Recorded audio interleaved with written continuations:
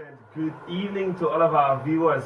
This is LNTV. I'm Daniel Ankra. Welcome to the program All Things Considered. This program comes your way every Monday, Wednesday, Friday, 7 to 7:50 p.m. This is a platform that is provided to our television viewers.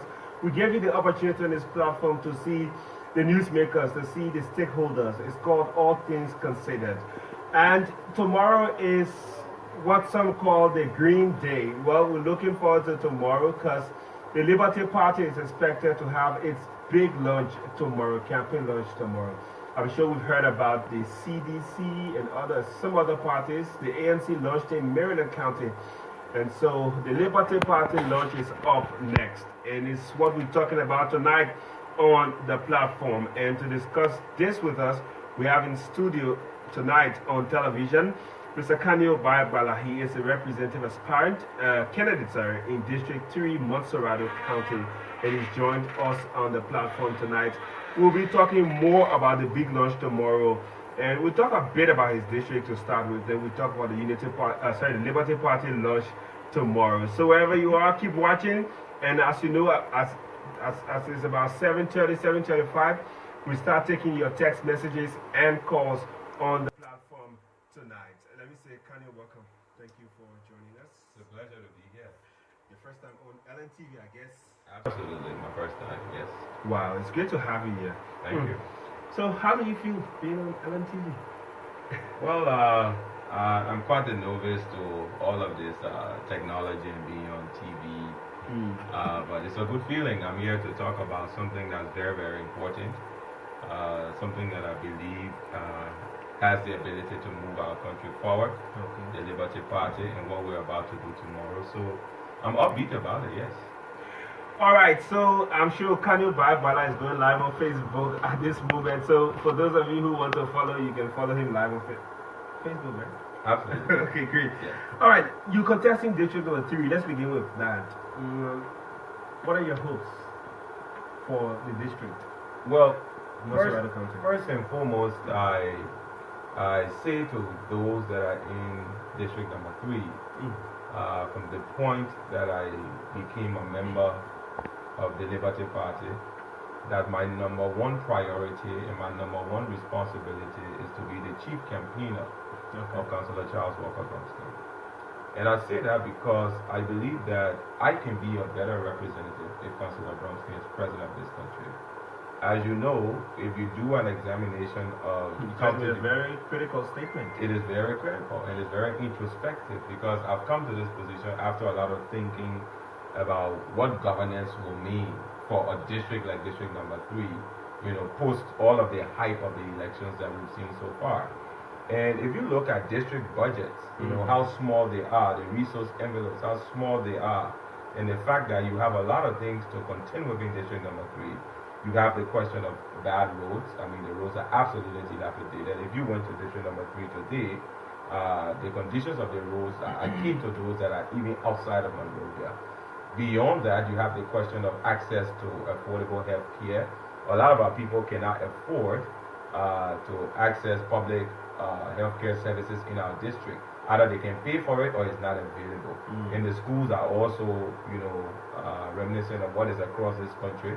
And so I believe that having a president who shares the agenda that I also share of the Liberty Party, a president who says that WIAC fees ought to be free for people who are able to take WIAC, a president who says that public school should be free indeed and not just in words, is something that will assist us to combat the challenges that are in District number 3. This brings me to the point. If Councillor Bromsky is not elected as president, that means you won't be a good representative.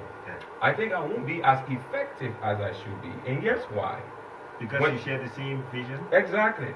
When there is a commonality of perspectives in terms of developmental governance perspective, when there's that commonality, it makes it easy, and like I was saying before, for priorities that are shared at the district level to be implemented at the national level. So if, for example, District number 3 has a resource envelope of $100,000, that's all we have to work with. And we have all of these Herculean problems we have to deal with, roads, health care, the youth question. A lot of our people losing their youthfulness to drugs and alcohol abuse, lack of unemployment. If that 100,000 cannot serve the needs of our people, then it is a national issue, a national approach that should be able to deal with that. And I believe it only starts with having someone who shares similar passion, similar perspectives, and want to deal with the same issues that you want to deal with that can solve those problems. Interesting. Well, we look forward to your district. I know that you have a lot of people contesting. I think over 15 persons. Absolutely. Are in that district contesting. Quite interesting. But the main focus of our conversation here tonight is the Liberty Party. What do we expect from Liberty Party tomorrow? Tomorrow is the big launch. Is there any theme or any slogan that you'll be using tomorrow as a party? Tomorrow is the Green Day, and those of us who've been intimately involved with crafting and working hard to ensure that we have a mammoth presentation of our partisans tomorrow, are saying we're going green for change. We're going green for change in the sense that there is this notion existing somewhere that for some reason Liberty Party is not able to produce the amount of people that it has in Montserrado County. For some reason there is this preoccupation, and I call it a dystopian preoccupation, with what transpired in 2011 that is supposed to be replicated 6 years later in 2017. For some reason people are seem to be moving towards the crowd politics. No, we're not. Look, we are very conscientious in our approach, but we also want to make it clear, because we know as the Liberty Party, we're going to win these elections. We're going to win them hands down in a free, fair, and transparent fashion. What we're trying to do is to combat any notion that will seek to posit crowd politics as the only way one can win elections. Now, the amount of people you pull on your very big campaign launch sends a message to your opposition that you've got some numbers, in terms of winning. Because election, all we're talking about is once you can convince a lot more people, you get the numbers there. So, is there a projected amount the party is looking forward to? Some have 1 million, 2 million. 1 million persons who registered to vote. Absolutely. We're quite realistic. We're pulling, there are definitely going to be some people who are close to voting age, who share the mantra and the ethos of the Liberty Party, who are going to come out and be a part of our program. Right. But the majority of the people you will see tomorrow are partisans, are card-carrying members of the Indefatigable Liberty Party. Now, if we talk about card-carrying members, that means they've reached the age to vote. And naturally, if we go by the Elections Commission statistics, then you have 2.1 or so million people who registered to vote. We certainly are not going to put every 2 million of them out on the streets. We have reasonable projections consistent. At my last check, we have registered in Montserrado, since we started our very active membership campaign.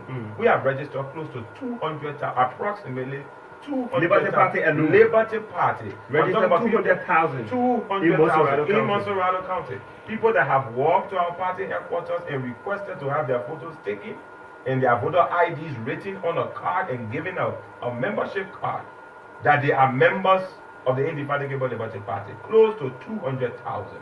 Those are the people we're going to be putting out tomorrow in the Green Parade. I hear you all going to be coming from different walks of life. I heard Councillor Bronski will be at Boulevard Junction. Mr. Conway will come from, I think, Central Town. And so, when you all congregate, the meaning is there's a message that's going to be delivered to the people that are going to be gathered there. Firstly, do you have security clearance? Because every party must be guided by the police in these processes. Do you have security clearance? Absolutely. And again, we must applaud the Liberia National Police for the great job they've been doing. In fact, I just left the party headquarters right now. So for the last couple of weeks, we've had a police detail stationed at the party headquarters. They've been assigned to the Liberty Party, and I'm sure they've been assigned to other political parties as well, so that in any instance when we need support from the police or we need to confer, there are people to do that. But beyond that, we had a conversation with the relevant authorities at the police. We sought them to give us clearance for the date. After we had spoken to the National Elections Commission and we secured this date in order to do our launch, they gave us their approval. Beyond that, we discussed with them what the modus of our program was going to look like. They also approved it. So we are absolutely clear. We're law-abiding people. So you're going to be marching through the main streets? Well, we're going to go as per what the police has advised. The police has given us clearance. And this morning, when I was on Truth FM along with the campaign CEO of the Liberty Party and the party chairman and vice chairman as well, the police spokesman called, Mr. Sam Collins, and he made it very clear that the Liberty Party has secured all the necessary authorizations from them, and they will be out tomorrow to provide security for our people. So it's in their hands, and we satisfy that requirement. Wow, great. So it means that all is set for tomorrow.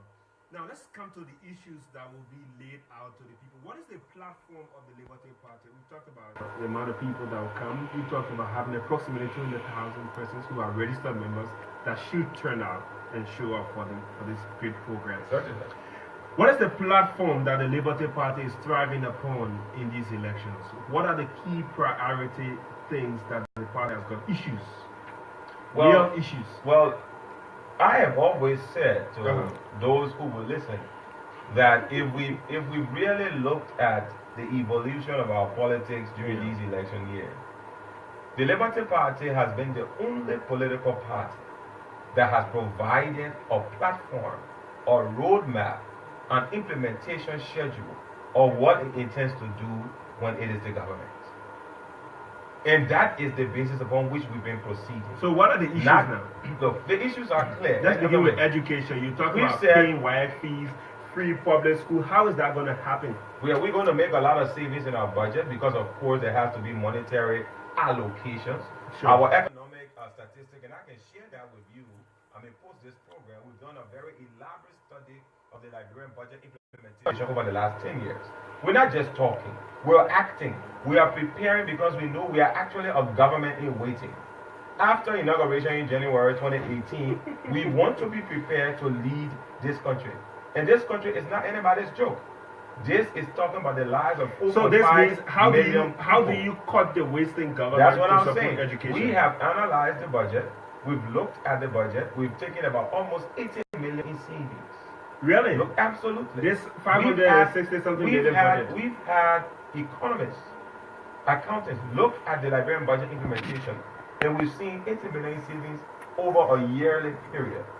Wow. Firstly, Councillor Bromsky has made it very clear, and he's been buttressed by Vice Standard Bearer Harrison Conway. Both of them are going to take a 30% cut in their salaries. Because they believe that. How do they take cuttings? They can't cut their own salaries. The legislature must do that. Well, if they're saying that we're not, who've always stood on our own 2 feet, who've always stood up for the things that matter, we're going to the legislature to be able to support policies of Councillor Charles Walker Bromsky. So every reduction in public salary and the public wage bill is one of those things that we have to do to make this cause a problem. Absolutely. I agree. So how will the Liberty Party government address the issues with road and economy? Well, like I said before, Councillor Bromsky has made it very clear. In fact, in one of the speeches he gave when he was in Granger County, he did a southeastern tour, and he did it by road. He did not fly. He did it by road. Under these conditions, if you know, almost all of the candidates have gone by road. Well, I can answer for all of the candidates. I know that. Well, you know about them. I don't know about them. Probably you, the journalist, you follow them. I follow Councillor Bromsky. He went by road. And I know the various and the capacity of the legislature to deliver. So we believe that with Councillor Bromsky, someone who has years and years of experience, understands the international politics, is capable, has integrity, is not out to steal the Liberian people money. We know there will be immense influence in governance in our country. And we're going to make roads a priority. How do you generate revenue locally to boost this? Because at some point in time, donor fatigue is going to set in. It may be the bad of another government to another government, but whether you like it or not, donor fatigue is going to set in. How do you generate revenue locally? Brilliant question. That's why Councillor Bromsky has said we need to diversify this economy. We need to give back to local entrepreneurs. You do not raise the tax base if you are not creating work for local entrepreneurship. If our local companies, if our business people are not making profit, you pay tax on what you earn. If our people don't have jobs, they cannot pay tax. If they are unemployed, they cannot pay tax. You want somebody unemployed, but they're building a house, they can pay real estate. Well, there has to be some kind of income. The role of the government is to bring most income into the white market, not keep it within the black market. One of the reasons why income's going to the black market is because the system has squeezed the little man so hard that he's not prepared to declare. And he does not see the benefits of taxation on his life. Councilor Bronsky wants to change that. How does he change that? Firstly, he's talking about local content. All of these big concessions we're giving to foreign companies that are ripping up our resources, how many of the money have been trickling down to local enterprises in our country? How can the money trickle down under a Liberty Party government? Take, for example, Daniel Ankar's concession company is giving to do something. How does the money trickle down to the common man so the common man thinks that he's part of the government? Firstly, let's talk about companies. Isn't it through social corporate responsibilities? Well, corporate social responsibility is largely left at the discretion, of companies and their but this goodwill. government has made it mandatory in some way where they have these particular communities and there's a document signed and these concessions are committed to doing these things. But then come back to the scrupulous implementation. Why is it that in most areas where CSR provisions have been put into these contracts, we have not seen implementation? Why is it that in Bong County, these people are running China Union out of the place? Because they came in and said they were going to build a hospital, they didn't. We have a Bureau of Concession that is supposed to monitor how they implement these things. It's not happening. It's all about leadership. That's why Councilor Bronsky is the man for the job. Because when he says that we must reorient our economy, it means that we cannot just be giving concessions to foreign companies and renting our land and people paying us tax or paying us rent for use of our land. We must manage to bring in a creative use of the resources that we have. And even if we must do those things, we must find a way to make sure that Liberians themselves are benefiting through local content. When I work at the National Investment Commission, we work on a draft local content policy, which is basically create the avenue that if we got a big company like Action, let's find a great company that is going to supply maybe catering or to supply some kind of service, so that multi-million-dollar contract gets to benefit some of the local entrepreneurs, at least if not $1 million, 500,000 or so. A lot of that is not happening. Are we saying that Liberians don't have capacity to provide catering to these companies? They have capacities. So what is the problem? It's all about leadership. And so Councilor Bronsky seems to be that person to provide all of the leadership for Liberia. Quite interesting with the Kanio Bai Gbala joining us. And we're talking about the Green Day tomorrow. Liberty Party is launching. Liberty Party came third in the first round, second in its second elections, 2005 and 2011. And a lot of people have used that to judge the Liberty Party now. What's different about the Liberty Party? I see huge logistics. I see a difference from 2005 to 2011. But the records are there that you keep turning forward. So what's different now? Well, I think firstly, anyone who decides to judge the Liberty Party by statistics in 2005 and 2011 is certainly a preposterous idea. Why? Firstly, this is 2017. Stats to other judge the past or predict the future. Well, if you've done research, you understand that stats are dated. That's why even in law, which is my discipline, when we talk about precedent, precedent is always cited on the basis of the most recent one. And in the game of politics, where you have 6 years, in order to look at data, you know that data gets dated. So if you're talking about 2005, when this country was coming from, recently a post-war country, and you're talking about 2011, after 6 years of governance, there are different scenarios. 6 years after 2011, we're now in 2017, certainly there are different scenarios. So we must take that. So if anybody believes that this new indefatigable Liberty Party is the one that was in 2011, then you're grossly mistaken. I just gave you data, real-time data. We have registered close to real-time data. Yes, I'm telling you something that has happened now. The national elections results from 2011 were done in 2011. Sure. I'm telling you something that is, even as I speak, is still increasing. You are talking about close to 200,000 registered members of the Liberty Party in Montserrado County right now as we speak. I'm going to come to something, but let's talk a bit about the Montserrado County factor. It's claimed, and when I say they are smart always, it's claimed by the Coalition for Democratic Change, which you were once a part of, that, Montserrado County is the stronghold, and some still believe that it's still the stronghold of the CDC. And no one can pull a crowd to match what CDC did in its most recent turnout on its campaign launch. Is there going to be a difference in the Liberty Party? Do we see more people than what we saw on the CDC launch? Well, we're not in a competition for crowds. We're out here to win these elections and to make a statement. Pardon me? You got a musician coming there? Well, we're celebrating Liberia culture. That's why we call this a great festival. Okay. This is about a celebration of how far the Liberty Party has come. Yes, we do have Liberian musicians who will be coming. We've talked to, and we take pride in our Liberian musicians. We've talked to the Belecon Entertainment. They are bringing, there's this rave currently of this guy called Young Z. He's going to be coming. There are other guys who are attached to Belecon Entertainment who will be there. We also have local artists that will be a part of, and they're going to be all Liberian artists that are going to be there celebrating the diversity in politics that we've managed to achieve. But beyond that, this question of pulling a crowd. Look, when I was in the Barclay Mission area, which is part of my district where I'm contesting, and I was telling them about Green Day and why I was speaking to largely a group comprising men and women, mostly women who are market women, they're out there selling, and so they won't want to come out.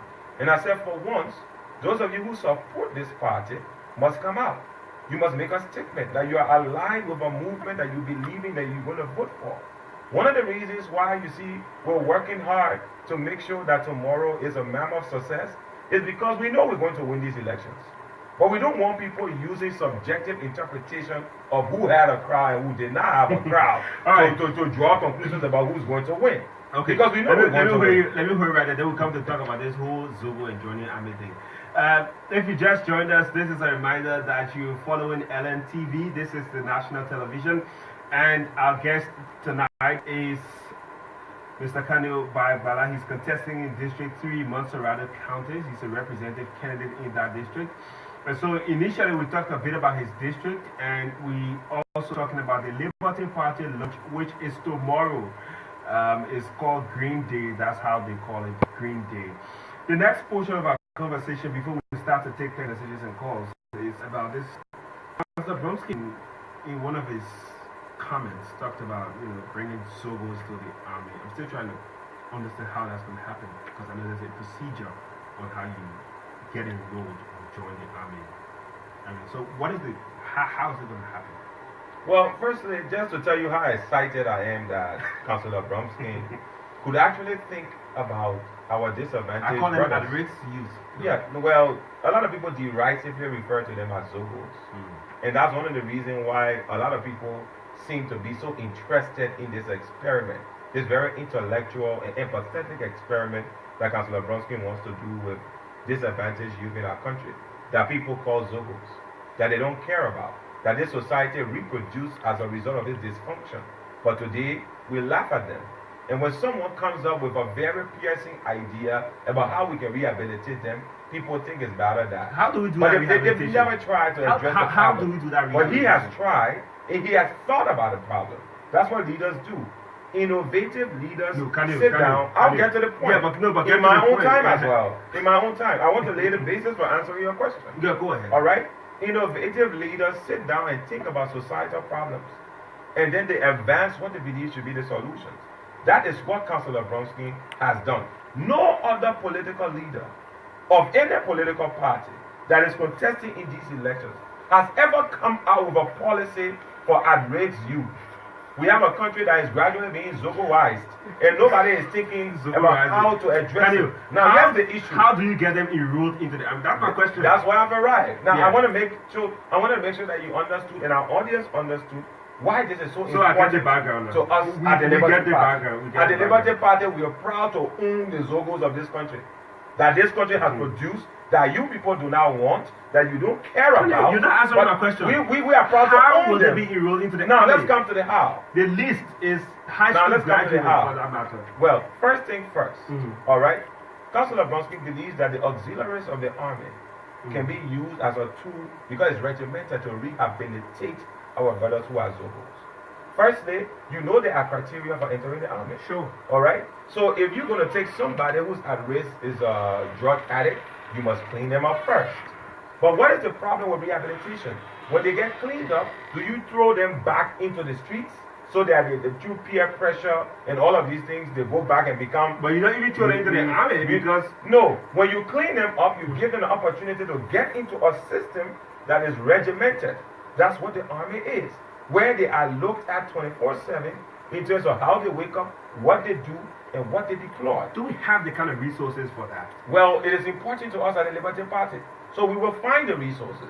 The same place that this government finds the $75,000 budget to buy fancy jeeps, the same place this government finds money to fund recurring costs of buying things over and over and over again when this country is going down the drain, that is where we'll find the money to take care of young people who are raising our country. We will find the money. Interesting. Now, what about those who are not at risk, but be petty traders, who young people striving for better education? I mean, what is the plan for the youth just before we start to take the calls? Absolutely. And like Councillor Bronsky has said, that under his watch, he believes that the youth are the lifeblood of this country. If we want to make this country prosperous, we have to invest in the young people. When we talk about the economy, it does not extract the youth. 61% of the Liberian population are young people. If you're making the economy to work, you're making it to work for young people. If you are making education qualitative instead of quantitative, as this government has focused on, you notice that this government has been more concerned with enrolling more people. But they've not been too concerned with the quality of what is given to those they've enrolled. Councillor Bromsky said we need to deepen that quality. He said that we need to expand the number of hours that young people that are in school stay in school. That is a way of addressing the youth question. So if we address the pressing problems of our country in a systematic way, we'll be addressing the youth question. All right, okay. Now, Green Day is tomorrow. Let me hear from Liberty Party partisans and partisans of other parties listening, as well as undecided voters. You know, those are the people I like to speak to. Undecided voters. You can call in. He's a representative aspiring in District Montserrado County as well. So if you have a question for him about his district specifically, you can ask him that, or about the Liberty Party and their quest for the Liberian presidency. And so the numbers will start to appear on your screen very shortly. If you're online and you're using WhatsApp, the number is 0770-382-262. That is, if you're using WhatsApp, you can text to that number, and I'll take I've seen some WhatsApp messages already from some of our regular texters. And so you can also send regular text messages to 0886-948471. Now the numbers are on your screen. So towards my from where I'm sitting, if I say my right, it'll be my left to you anyway. So you see the number there to call is 0778-336-249, and the other numbers on the other side of the screen is exclusively for texting. So if you call the text now, you'll not get through. But there's a reason why we do one number to call and allow to text. So this is television now. We don't do it like the radio where everybody will just be calling and talking. So you can text in your concerns and your questions, and I will most definitely read them out for you. I got this WhatsApp message here I'm going to go to right now. This is Annie Colley. Says, hi Daniel, in 2005 LP came third, and in 2011 they dropped to fourth place. Can they ask your guests what will be their position in 2017? I'm Annie Colley. Okay, that's a direct question for you. Well, Annie, if you thank you firstly for the question, and we appreciate your concern for the Liberty Party. But if you followed my previous conversation here on this show, my response is simple. We're going to win these elections. That will be our ultimate position.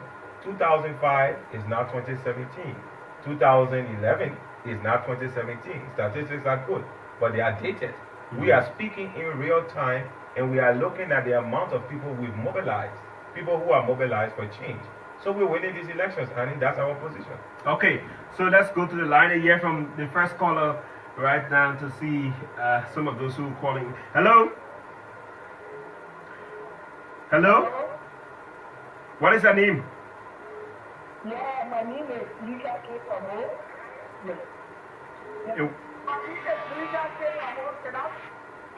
Go ahead, you live band, go ahead. Yeah, go ahead. Yeah, I want to ask Kanio Bai Gbala, what is the position? Kanio Bai Gbala is calling and saying we win. The Liberty Party is saying we will win.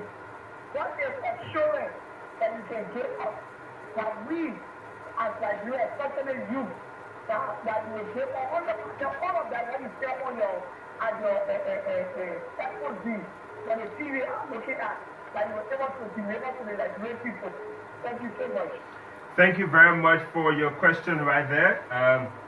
Thank you very much. So I have to be very fast here now because now the text messages are beginning to flood in. Hi, Daniel. This is Patrick Zike, the guy. Okay. All right. Okay. No, this one I've already. Okay. Let me come to this one. Good evening, Daniel. Please ask Mr.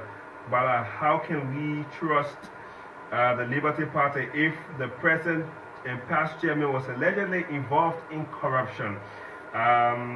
Shadrach Lamba of Duazon sends in that one. Well, I like the fact that he chose to use the word alleged.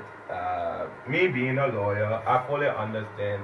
Probably as a layman, people will use alleged and take it at face value. All right. But as a lawyer, when I hear the word alleged being used, I'm reminded every day of the whole intent in criminal law.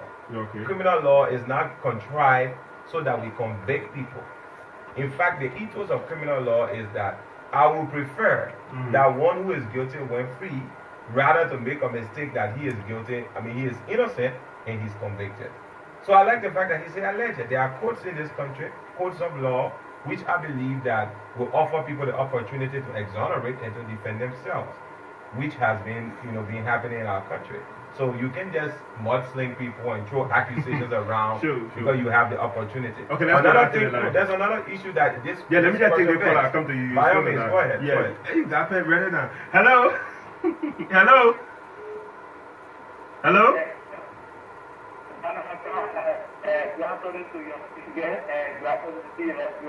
Yeah, in the evening now. Good evening. Go ahead.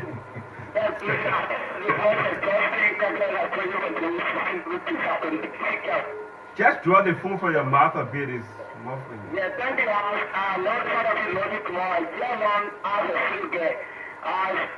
Then we show because everybody say one winning election. When you look at the other party, the AFP is the winning election, she's the winning election, you look at the winning election, everyone winning election. We realize, let it get